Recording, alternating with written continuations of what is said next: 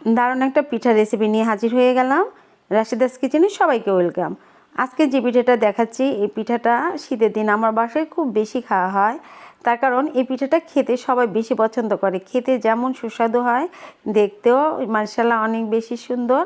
আর এই পিঠাটা বানানো একদম সহজ।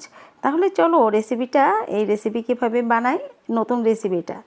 এখানে শুকনো চালের গুঁড়ো নিয়েছি 2 কাপ। এটা ভেজা চালের গুঁড়া দিয়েও করতে পারো, আমার ভেজা চালের গুঁড়া ছিল না, শুকনা চালের গুঁড়া দিয়ে করছি।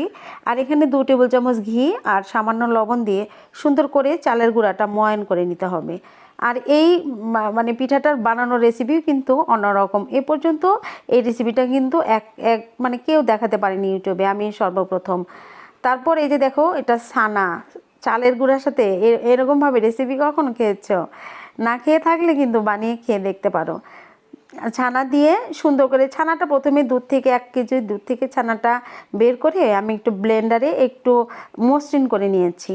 মসৃণ করে নিয়ে তারপরে গরম পানি দিয়ে মেখে রেখে দিলাম রেস্টের জন্য আধ ঘন্টা। এবার পুর রেডি করে নিচ্ছি। এখানে নিয়ে নিচ্ছি সন্দেশ।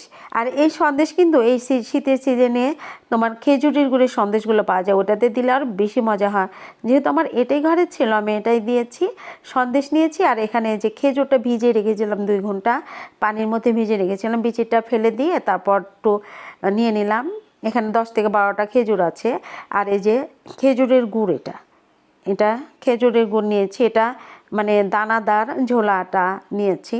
নিয়ে এই 3টা আইটেম সুন্দর করে মাখিয়ে পুর হিসেবে রেখে দিলাম।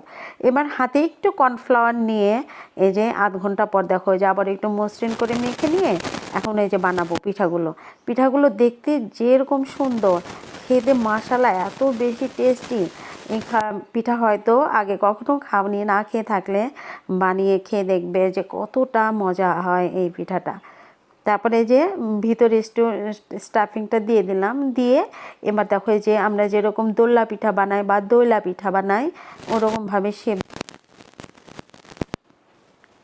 ওরকমভাবে যে শেপ দিছি। এবড়ো থেবড়ো উপরে একটু ক্রাক না থাকে, যখন আমরা সিদ্ধ করব পিঠাটা তখন কিন্তু একদম মসৃণ হয়ে যাবে উপরটা। আর পিঠাটা খেতে এত বেশি টেস্টি, যেমনি নরম সেরকম মজাদার, খুবই টেস্ট হয় এই পিঠাটা। এটা চালের গুঁড়োর সাথে ছানা দিয়ে এই পিঠাটা দুর্দান্ত লাগে কিন্তু। এই যে সবগুলোই আমি এভাবে দেখো যে বানিয়ে নিয়েছি, সবগুলো বানিয়ে নিয়েছি। এবার এই যে স্টিমারের উপরে যে পাত্রটা আছে, এখানে কিন্তু আমি একটু ঘি ব্রাশ করে দিয়েছি। ঘি ব্রাশ করে নিলে সহজে উঠে আসবে পিঠাগুলো। ঘি ব্রাশ করে নিয়ে সুন্দর করে, এখন একটার সাথে যেন একটা না লাগে, একটু দূরত্ব রেখে তারপর আমি স্টিম করব। চুলায় আমি স্টিম করে নেব। এত দেখো যে স্টিম করেছি, চুলার উপরে আছে কিন্তু দেখছি খুলে যে সিদ্ধ হয়েছে কিনা। একদম সিদ্ধ হয়ে গেছে। এবার ঢেকে রাখছি, চুলাটা এখন বন্ধ করে দিব। এই যে ঠান্ডা হয়ে গেলে নামিয়ে নিয়ে আসছি। দেখো পিঠাটা কতটা সফট, একদম তুলোর মতো নরম, আর খেতেও অনেক বেশি মজা। তোমাদের কাছে এই পিঠাটা অনেক বেশি ভালো লাগবে, অনেক। আর নতুনত্ব যেহেতু, খেয়ে একবার টেস্ট করে দেখতে পারো কেমন লাগে। রেসিপিটা ভালো লাগলে চ্যানেলটা সাবস্ক্রাইব করতে ভুলো না, লাইক কমেন্ট শেয়ার।